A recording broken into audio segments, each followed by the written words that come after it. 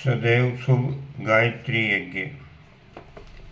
गायत्री अनुष्ठान के अंत में या किसी भी शुभ अवसर पर गायत्री यज्ञ करना चाहिए। जिस प्रकार वेद माता की सरलता, सौम्यता, वत्सलता, सुशीलता प्रसिद्ध है, उसी प्रकार गायत्री हवन भी अत्यंत सुगम है।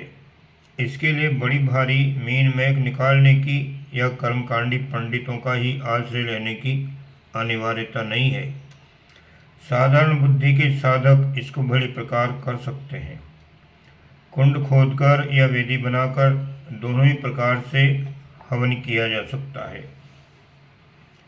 निष्काम बुद्धि से आत्म कल्याण के लिए किए जाने वाले हवन कुंड खोदकर करना ठीक है, और किसी कामना से मनोरथ की पूर्ति के लिए किए जाने वाले यज्ञ वेदी पर किए जाने चाहिए।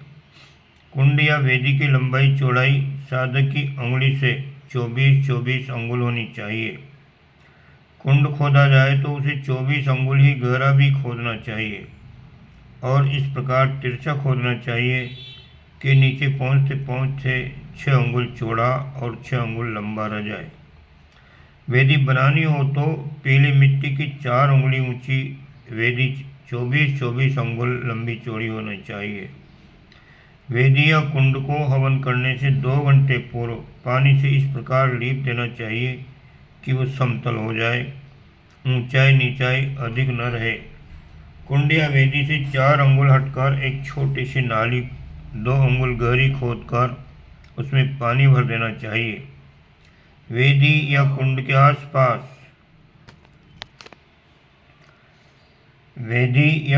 आसपास गेहूं का आटा, हल्दी, रोली आदि मांगलिक द्रव्यों से चौक पूरकर अपनी कला प्रियता का परिचय देना चाहिए। यज्ञ स्थल को अपनी सुविधा अनुसार मंडप, पुष्प, पल्लव आदि से जितना सुंदर एवं आकर्षक बनाया जा सके उतना ही अच्छा है। वेदी या कुंड के ईशान कोण में कलश स्थापित करना चाहिए। मिट्टी या उत्तम धातु के बने हुए कलश में पवित्र जल भरकर उसके मुख में आम्र पल्लव रखें, और ऊपर ढक्कन में चावल, गेहूं का आटा, मिष्ठान अथवा कोई अन्य मांगलिक द्रव्य रख देना चाहिए। कलश के चारों ओर हल्दी से स्वस्तिक अंकित कर देना चाहिए।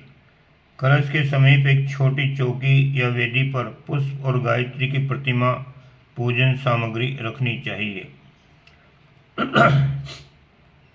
वेदी या कुंड के 3 ओर आसन बिछाकर इष्ट मित्रों, बंधु बांधवों सहित बैठना चाहिए। पूर्व दिशा में जिधर कलश और गायत्री स्थापित है उधर किसी श्रेष्ठ ब्राह्मण अथवा वयोवृद्ध को आचार्य वर्ण करके बिठाना चाहिए। वह इस यज्ञ का ब्रह्मा है। यजमान पहले ब्रह्मा के दाहिने हाथ में सूत्र बांधे, रोली या चंदन से उसका तिलक करे, चरण स्पर्श करे। उसके बाद ब्रह्मा उपस्थित सब लोगों को क्रमशः अपने पास बुलाकर उनके दाहिने हाथ में कलावा बांधे, मस्तिष्क पर रोली का तिलक करे और उनके ऊपर अक्षत छिड़ककर आशीर्वाद के मंगल वचन बोले। यजमान को पश्चिम में बैठना चाहिए, उसका मुख पूर्व को रहे। हवन सामग्री और घी अधिक हो तो उसे कई पात्रों में विभाजित करके कई व्यक्ति हवन करने बैठ सकते हैं।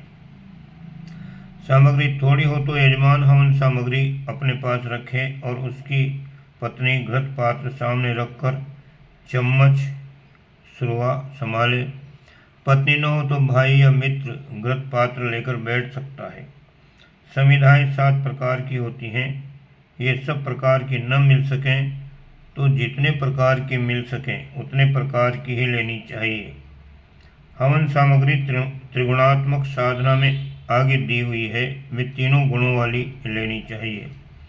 पर आध्यात्मिक हवन हो तो सतोगुणी सामग्री आधी और चौथाई रजोगुणी और तमोगुणी लेनी चाहिए। यदि किसी भौतिक कामना के लिए हवन किया गया हो तो रजोगुणी आधी और सतोगुणी और तमोगुणी चौथाई लेनी चाहिए। सामग्री भली प्रकार साफ कर धूप में सुखाकर जोकुट कर लेना चाहिए। सामग्रियों में किसी वस्तु के न मिलने पर या कम मिलने पर उसका भाग उसी गुण वाली दूसरी औषधि को मिलाकर पूरा किया जा सकता है। उपस्थित लोगों में जो हवन की विधि में सम्मिलित हों वे स्नान किए हुए हों, जो लोग दर्शक हों वे थोड़ा हटकर बैठें। दोनों के बीच थोड़ा फासला रहना चाहिए। हवन आरंभ करते हुए यजमान ब्रह्म संध्या के आरंभ में प्रयोग होने वाले पंचकर्मों आचमन, शिखाबंधन, पवित्रीकरण, प्राणायाम, पृथ्वी पूजन, न्यास आदि क्रिया करें। तत्पश्चात वेदी या कुंड पर समिधाएं चुनकर कपूर की सहायता से गायत्री मंत्र के उच्चारण सहित अग्नि प्रज्वलित करें। सब लोग साथ साथ मंत्र बोलें और अंत में स्वाहा के साथ घृत तथा सामग्री से हवन करें। आहुति के अंत में चम्मच में से बचे हुए घृत की एक एक बूंद पास में रखे हुए जलपात्र में टपकाते जाना चाहिए और इदम गायत्रे इदम न मम का उच्चारण करना चाहिए। हवन के साथ साथ बोलते हुए मधुर स्वर से मंत्र उच्चार करना उत्तम है। उदात्त, अनुदात्त और स्वरित के अनुसार होने न होने को इस सामूहिक सम्मेलन में शास्त्रकारों ने छूट दी गई है। आहुतियाँ कम से कम 108 होनी चाहिए, अधिक इससे 2-3 या चाहे जितनी गुनी की जा सकती हैं। हवन सामग्री कम से कम 250 ग्राम और घी 100 ग्राम प्रति व्यक्ति होना चाहिए। सामर्थ्य अनुसार इससे अधिक चाहे जितना बढ़ाया जा सकता है। ब्रह्मा माला लेकर बैठे और आहुतियाँ गिनता रहे। जब पूरा हो जाए तो आहुतियाँ समाप्त करा दें। उस दिन बने हुए पकवान, मिष्टान आदि में से अलोने और मधुर पदार्थ लेने चाहिए। नमक, मिर्च, मिले हुए साग, अचार, रायते आदि को अग्नि में होमने का निषेध है। इस भोजन में से थोड़ा थोड़ा भाग लेकर वे सभी लोग चढ़ाएं जिन्होंने स्नान किया है और हवन में भाग लिया है। अंत में एक नारियल की भीतरी गिरी को लेकर यानी गोले को लेकर उसमें छेद करके सामग्री भरना चाहिए और खड़े होकर पूर्णाहुति के रूप में उसे अग्नि में समर्पित कर देना चाहिए। यदि कुछ सामग्री बची हो तो वह भी सब उसी समय चढ़ा देनी चाहिए। इसके पश्चात सब लोग खड़े होकर यज्ञ की 4 परिक्रमा करें और इदम न मम का पानी पर तैरता हुआ घृत उंगली से लेकर पलकों पर लगाएं। हवन की बुझी हुई भस्म लेकर सब लोग मस्तक पर लगाएं। कीर्तन या भजन गायन करें और प्रसाद वितरण करके सब लोग प्रसन्नता और अभिवादन पूर्वक विदा हों। यज्ञ की सामग्री को दूसरे दिन किसी पवित्र स्थान में विसर्जित कर देनी चाहिए। ये गायत्री यज्ञ अनुष्ठान के अंत में ही नहीं, अन्य समस्त शुभ कर्मों में किया जा सकता है। प्रयोजन के अनुरूप ही साधन भी जुटाने पड़ते हैं। लड़ाई के लिए युद्ध सामग्री जमा करनी पड़ती है और जिस प्रकार का व्यापार हो उसके लिए उसी तरह का सामान इकट्ठा करना होता है। भोजन बनाने वाला रसोई संबंधी वस्तुएं लाकर अपने पास रखता है और कलाकार को अपनी आवश्यक चीज़ जमा करनी होती है। व्यायाम करने और दफ्तर जाने की पोशाक में अंतर रहता है। जिस प्रकार की साधना करनी होती है उसी के अनुरूप उन्हीं तत्वों वाली, उन्हीं प्राणों वाली, उन्हीं गुणों वाली सामग्री उपयोग में लानी चाहिए। सबसे प्रथम ये देखना चाहिए कि हमारी साधना किस उद्देश्य के लिए है। सत, रज, तम में से किस तत्व की वृद्धि के लिए हम साधना कर रहे हैं। जिस प्रकार की साधना हो उसी प्रकार की साधन सामग्री व्यवहार में लेनी चाहिए। आगे इस संबंध में विवरण दिया जा रहा है। सतोगुणी साधना के लिए माला तुलसी, आसन कुश, पुष्प श्वेत, पात्र तांबा, वस्त्र सूती या खादी, मुख पूर्व को दीपक में गाय का घी, तिलक चंदन का, हवन में समिधा, पीपल, बड़, गूलर।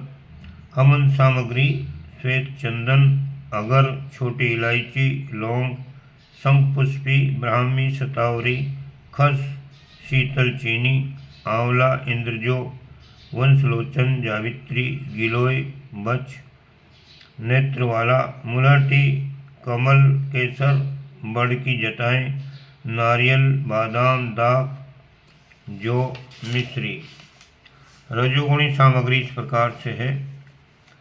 माला चंदन, आसन सूत, पुष्प पीले, पात्र कांसा, वस्त्र रेशम, मुख उत्तर को, दीपक में घृत भैंस का, तिलक रोली, समिधा आम, ढाक शीशम। हवन सामग्री देवदारू, बड़ी इलायची, केसर, छार छबीला, पुनर्नवा, जीवंती, कचूर, तालीस, पत्र, रासना, नागरमोथा, उन्नाव, तालम खाना, मोचरस, सौंफ, चित्रक, दालचीनी, पद्माक, छुआरा, किशमिश, चावल, खांड इत्यादि। तमोगुणी सामग्री: माला रुद्राक्ष की, आसन ऊन का, पुष्प हरे या गहरे लाल, पात्र लोहा, वस्त्र ऊन, मुख पश्चिम को, दीपक में घी बकरी का, तिलक भस्म का, समीधा बेल, छोंकर, करील। सामग्री: रक्तचंदन, तगर, अश्वगंध, जायफल, कमलगट्टा, नागकेसर, पीपल बड़ी, कुटकी, चिरायता, अपामार्ग, काकड़ा सिंगी, पोह कर मूल, कुलंजन, मूसली शाह, मेथी के बीज, कागजंघा, भारंगी, अकरकरा, पिस्ता, अखरोट, चिरौंजी, तिल, उड़द, गुड़। गुणों के अनुसार साधन सामग्री उपयोग करने से साधक में उन्हीं गुणों की अभिवृद्धि होती है। उसके अनुसार सफलता का मार्ग अधिक सुगम हो जाता है। ओम शांति।